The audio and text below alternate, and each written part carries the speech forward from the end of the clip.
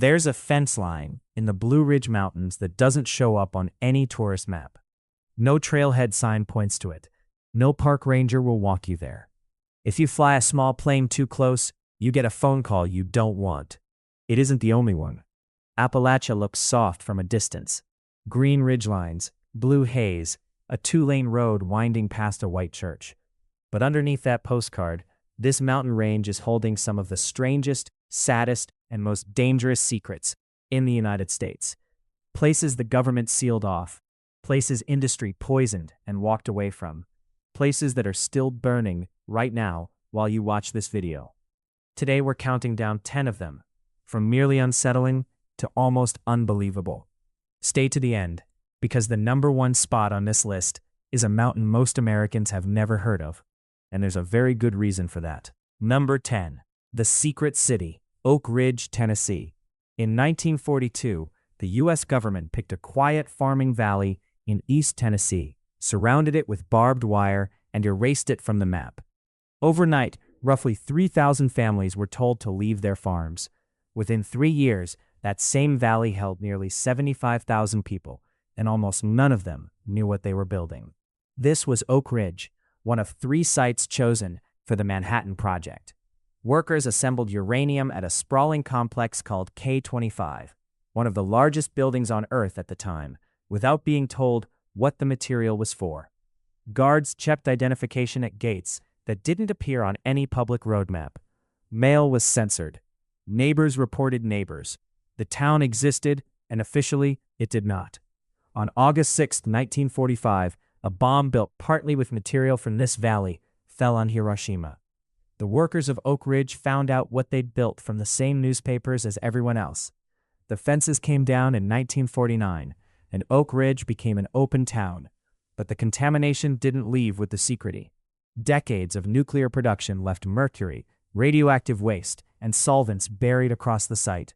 Cleanup crews are still working there today, more than 70 years later, and parts of the original reservation remain closed to the public permanently. Quiet green fence lines, holding buildings that made history and mess in equal measure. Number 9. The town that was promised a road. The road to nowhere, North Carolina. In the 1940s, the federal government flooded a section of the Little Tennessee River Valley in western North Carolina to build Fontana Dam, part of the wartime push for aluminum production. 2 small communities, Judson and Proctor, went under the new lake. Families lost their homes, their churches, and access to the cemeteries where their ancestors were buried. Cemeteries that now sat on the far shore of a lake with no road around it. The government made a promise. A new road would be built, connecting families back to those graves. Construction started. Then it stopped, 6 miles in, for reasons that shifted depending on who you asked: funding, environmental concerns, acid rock drainage into the watershed. The road simply ends at a dark, unfinished tunnel bored straight into the mountainside. Concrete barriers and silence. Locals call it the road to nowhere. To reach the old cemeteries today, families still have to take a boat across Fontana Lake, the same lake that covers the towns they came from. In 2010, after decades of lawsuits, the federal government finally settled with a cash payment instead of a road. You can still walk to that tunnel mouth today and stand at the exact spot where a 60-year-old promise simply stops. Number 8. The Minefield disguised as a meadow. Dolly, Sods, West Virginia. 17,000 acres of high, wind-scoured plateau, 4,000 feet up, all bog and heather and wind-flagged spruce. In 1943, the U.S. Army looked at this landscape and saw something specific: terrain that resembled the battlefields American soldiers were about to fight on in Europe. So they took it, and for 2 years, Dolly Sods became a live-fire training range. Mortars, artillery, anti-tank rounds, thousands of them, fired into the same ground over and over. When the war ended, the Army left. The unexploded ordnance did not. A post-war sweep declared the area clear, but frost heaves the ground every winter, and streams cut new channels every spring, and both keep surfacing old shells that were never supposed to be found. In one clearance operation in the 1990s, crews pulled more than 15,000 pieces of unexploded ordnance out of that plateau, over 50 years after the guns went quiet. Dolly Sods is legally open today, one of the most photographed hiking destinations in the mid-Atlantic. But the signs at the trailhead tell you something a hiking sign shouldn't have to say. If you see a rusted metal object in the grass, do not touch it, do not move it, walk away and report it. 11 million people visit places like this every year, admiring a landscape that is, in the most literal sense, still armed. Number 7. The village they kept as scenery, Cades Cove, Tennessee. Cades Cove was a real working community for 100 years before it became the most photographed loop road in the Great Smoky Mountains. In the 1820s, settlers built farms in this valley, eventually about 700 people, 3 churches, a school, working mills. Population today, 0. When Congress created the Great Smoky Mountains National Park in 1926, that land had to be assembled, and a lot of it was assembled through condemnation. Around 1,200 families across the future park boundary were bought out, often at prices they didn't set, and families who refused were removed through the courts. Some residents of Cades Cove were offered a compromise on paper. Sell the land at a reduced price, but keep a lifetime lease on your own home. Live out your life where you were born. The government would own the ground. Your family would keep the house. That promise didn't hold the way it was written. As the park pushed to return the cove to a natural state, many of those lifetime leases were converted into short fixed terms and simply allowed to expire. The last residents were gone by the 1990s, and here's the detail that makes Cades Cove different from a simple eviction. The Park Service didn't tear everything down. They kept a curated selection of cabins, barns, and churches standing and maintained them, specifically so visitors could drive the 11-mile loop and photograph authentic mountain life. Today, over 2 million people a year do exactly that. They walk into kitchens built by families who were told those kitchens were no longer theirs, and they call it charming. Number 6. The drowned capital, Chota, Tennessee. Long before Tennessee was a state, Chota was the capital of the Cherokee Nation, the mother town, a place of sanctuary where by tradition no blood could lawfully be shed, no matter what conflict a person carried in from outside its boundary. It sat on the Little Tennessee River, and it held that role for centuries. In the 1960s, the Tennessee Valley Authority proposed the Tellico Dam. The stated purpose was regional development, though there was little actual demand for the electricity it would generate. What the dam would definitely do was put the entire upstream valley, including Chota, its town center, and its burial grounds, under roughly 30 feet of water. The project actually reached the U.S. Supreme Court, which halted construction in 1978 over an endangered fish barely 3 inches long, the snail darter. Congress responded by writing a specific legal exemption to override the ruling. The gates closed in November 1979, and the valley filled.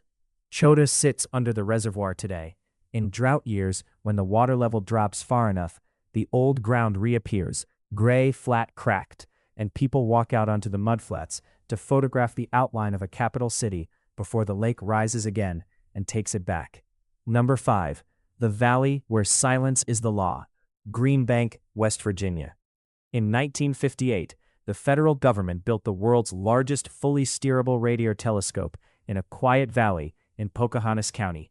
To keep it listening to the faint radio signals of deep space, Congress drew a boundary around it, the National Radio Quiet Zone, 13,000 square miles across, where cell towers are banned, commercial broadcasting is restricted, and even microwave ovens inside the observatory building have to sit inside metal shielding cages. A technician still drives out in a truck periodically to hunt down anything transmitting where it shouldn't be. You are allowed to move to Greenbank.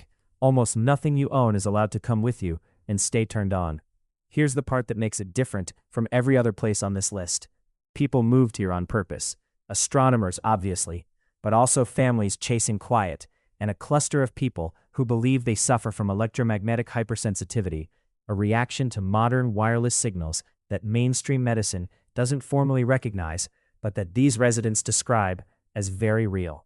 They came to the one place in the country where there's almost nothing to react to.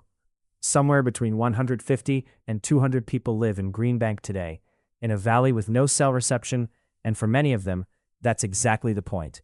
Every other location on this list emptied out. Greenbank is the only one that filled up. Number 4. The mountain that isn't there anymore.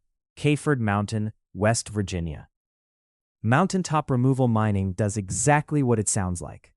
Explosives strip the summit off a ridge, machinery scrapes the exposed coal seams out of the wound, and the leftover rock, millions of tons of it, gets pushed into the valleys below, burying streams that used to run there. Kayford Mountain lost several hundred feet of elevation this way. The forest went, the streams went, the ridgeline itself went. One thing didn't. The Stanley family cemetery sits on a small, deliberately untouched island of ground, the last surviving fragment of a mountain that used to hold it up, surrounded on every side by open pit. A local man named Larry Gibson lived on that island and refused every buyout offer, spending roughly 3 decades walking visitors to the edge of his own property line so they could look straight down into the hole where his mountain used to be. He died in 2012. His family still returns once a year to cut the grass around the graves. You cannot climb Kayford Mountain today in any meaningful sense. There's no longer a Kayford Mountain to climb. What's left is a rim, a cemetery, and a view into an absence. Number 3. The mountain that killed from the inside. Hawks Nest Tunnel, West Virginia. In 1930, Union Carbide needed cheap hydroelectric power for a metals plant downstream on the New River. The fastest solution was to blast a 3-mile tunnel through Dolly Mountain and divert the river through solid rock. The Great Depression had just begun, and West Virginia had far more desperate men than it had jobs. So roughly 3,000 workers were hired for the dig, about 2/3 of them black laborers who'd come looking for any wage at all, often paid less than their white co-workers for the same brutal work. What the company knew and the men didn't was what was inside that mountain. Large sections of Dolly Mountain are almost pure silica, the mineral used to make glass, and Union Carbide intended to mine and sell it alongside building the tunnel, widening the bore wherever the seam ran richest. Drilling that rock produced dust so thick that foremen reportedly couldn't see the men, and the men couldn't see the drills in their own hands. They worked 10-hour shifts inside it. Wet drilling, the standard method that suppresses that exact dust, was reportedly used only when state inspectors were scheduled to visit, and switched off once they left. Breathing concentrated silica dust causes acute silicosis. The lung tissue scars around the trapped particles until it simply stops working, sometimes within months rather than years. Men began dying at the tunnel mouth. Many of the black workers who died were buried in unmarked graves in a nearby field, with no formal record kept of who they were or who their families were. The death toll reported to Congress in 1936 was 476. Survivors called that number far too low. Later researchers have put the real total anywhere from 700 to over 1,000, and the true figure will likely never be known because it wasn't recorded in the first place. The tunnel is still in use. Water still runs through it and turns turbines today.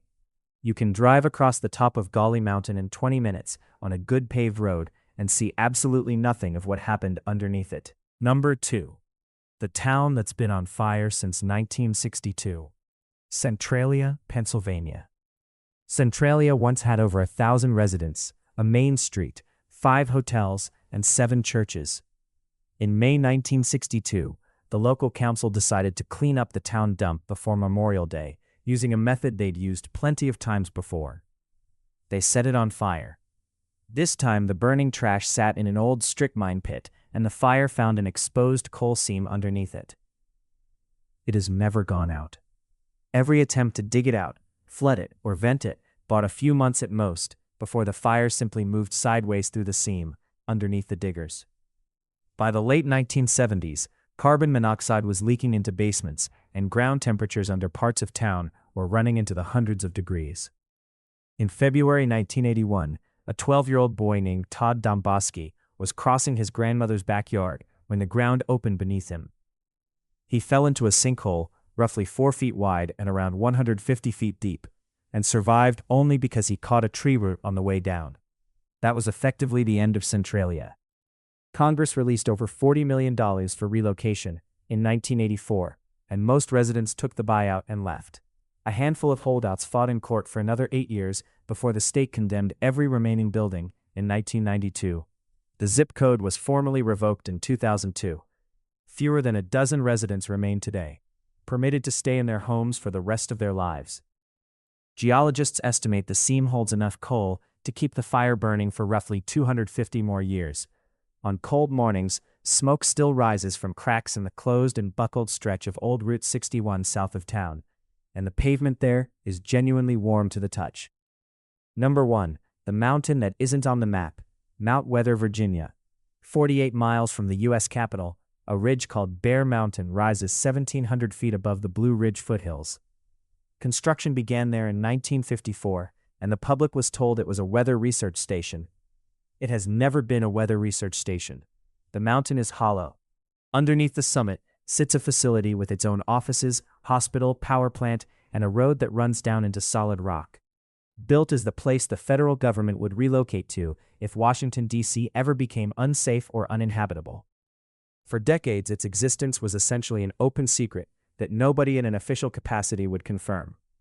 On December 1, 1974, TWA Flight 514 came out of low cloud cover and struck the western slope of Bear Mountain, killing all 92 people aboard. The wreckage came to rest against the perimeter fence of a facility that officially did not exist. Reporters showed up to cover a plane crash and started asking pointed questions about the fence line they found instead. The answers they got were thin. 50 years later, they still are. The airspace above the summit remains permanently restricted to civilian aircraft. There's a gate, a guardhouse, and a sign that gives you nothing. You're allowed to stand at the bottom of the access road. That is the entire extent of public access to a mountain that your own tax dollars carved out from the inside. 10 ridges, and not one of them is closed because of a legend. Centralia caught fire in 1962. Chota went under in 1979. The last families left Cades Cove in the 1990s. Kayford Mountain was still being blasted apart within the last 15 years. This isn't frontier history. In almost every case, the people who actually lived on these ridges saw what was coming, said so at the time, and were overruled anyway. Drive the Blue Ridge Parkway on a clear afternoon, and you'll see 100 miles of green folding away toward the horizon, ridge after ridge after ridge. From the overlook, it looks like nothing at all. Once you know what's underneath it, a minefield, a flooded capital, a mountain hollowed out for a war that never came, it never looks like nothing again. If this kind of hidden American history is your thing, subscribe, because there are a lot more ridges left to cover.